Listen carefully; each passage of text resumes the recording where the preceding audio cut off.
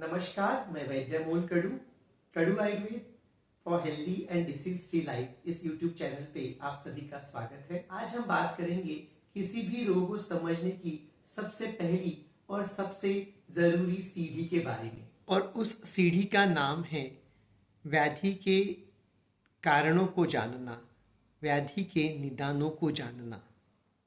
आयुर्वेद में कहा है, दोषा एवं सर्वेषां रोगानां इक कारण। सभी व्याधियों का कारण या निदान या हेतु दोष ही है।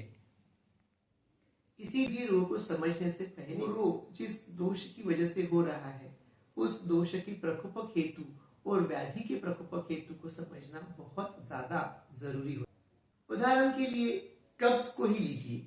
अगर इसका कारण हम सही से जान ले तो आधा इलाज वहीं से संभव है। आयुर्वेद में कहा गया है, संक्षेपतः क्रिया योगो निदान परिवर्जनम, अर्थात सभी रोगों का संक्षिप्त उपचार यही है कि जिन कारणों से रोग हुआ है उन कारणों का त्याग किया जाए।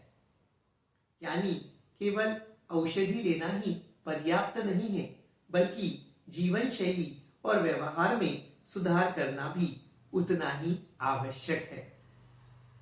यही है निदान परिवर्जन, अर्थात रोग से मुक्ति की असली चाल। को यह समझना कि किन आदतों से रोग बढ़ता है और उन्हें छोड़ना क्यों जरूरी है, ये चिकित्सक का मुख्य कार्य है। कब्ज की रोगी को केवल दवा देना ही पर्याप्त नहीं, बल्कि उसे बताना जरूरी है कि देर रात सोना, सुबह का मलत्याग रोकना, बिना प्यास के ज्यादा पानी पीना, जो हमने पिछली वीडियो में इस कारण का ऊहन हमने किया था, रूखे और सूखे आहार का अधिक सेवन, ये सब कब्ज के कुछ कारण बताए गए हैं।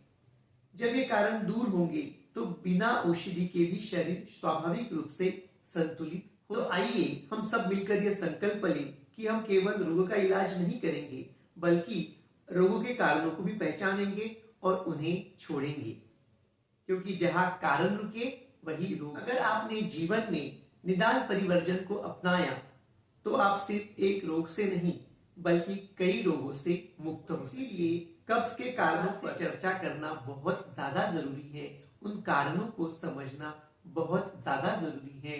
ये कब्ज किस दोषों के प्रकोप के कारण हो सकता है, कौन से स्रोतस हमारे शरीर में दुष्ट होने की वजह से ये कब्ज हो सकता है, यह जानना बहुत ज्यादा जरूरी है। इसीलिए ये अन्न पचन प्रक्रिया समझना बहुत ज्यादा जरूरी है कि जिससे मल की उत्पत्ति भी इस अन्न पचन प्रक्रिया से ही होती है।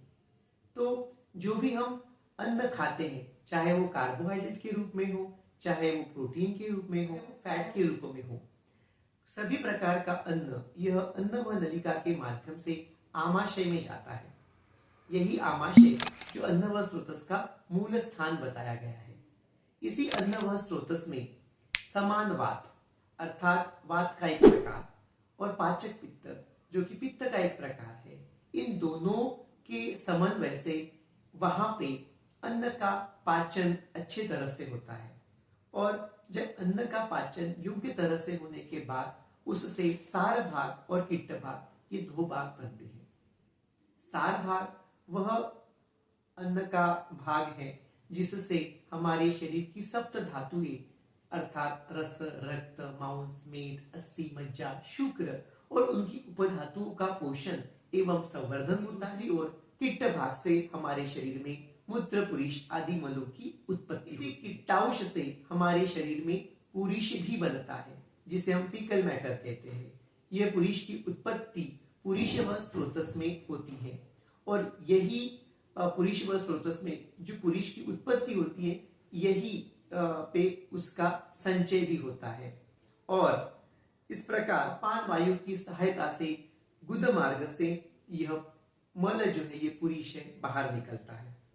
इस प्रकार अन्न व स्रोतस, समान वात, पाचक पित्त, अपान वायु और पुरीष व स्रोतस, इन पांचों का सम्यक समन्वय ही सामान्य पाचन, मल निर्माण और स्वस्थ मल प्रवृत्ति का आधार। किसी एक का भी असंतुलन या अवरोध होता है, मल का निर्माण और उनका विसर्जन, इन तीनों में बाधा आती है, और यही कब्ज का अर्थात कॉन्स्टिपेशन का प्रमुख कारण को, अर्थात समान वात की दृष्टि, अपान वात की दृष्टि, पाचक पित्त की दृष्टि, साथ में पुरुष व स्रोतस की दृष्टि, अन्न व स्रोतस की दृष्टि और इनके कारणों को समझना बेहद जरूरी है। तभी हम कब्ज की मूल समस्या को, कब्ज की मुख्य कारणों को समझ पाएंगे और कब्ज की चिकित्सा अच्छे से कर पाएंगे। रोगी को इन कारणों की जानकारी देना, उनको उसके बारे में अवगत कराना और उनको इन कारणों को अवगत करने के बाद उनसे बचने के लिए प्रेरित करना, ये कब्ज की सही मायने में चिकित्सा हो सकती है। और इसीलिए आयुर्वेद में निदान परिवर्जन ये मुख्य चिकित्सा कही गई है, क्योंकि कोई भी रोग जो है वो कारण के बिना नहीं हो सकता और इस कारण को समझना बेहद जरूरी है। और इसीलिए लोगों में कब्ज के बहुत सारे कारणों को अवगत कराना, उनके प्रति उनके मन में अवेयरनेस निर्माण करना बेहद ज्यादा जरूरी होता है। तभी हम कब्ज की या कॉन्स्टिपेशन की अच्छे से चिकित्सा कर सकते हैं।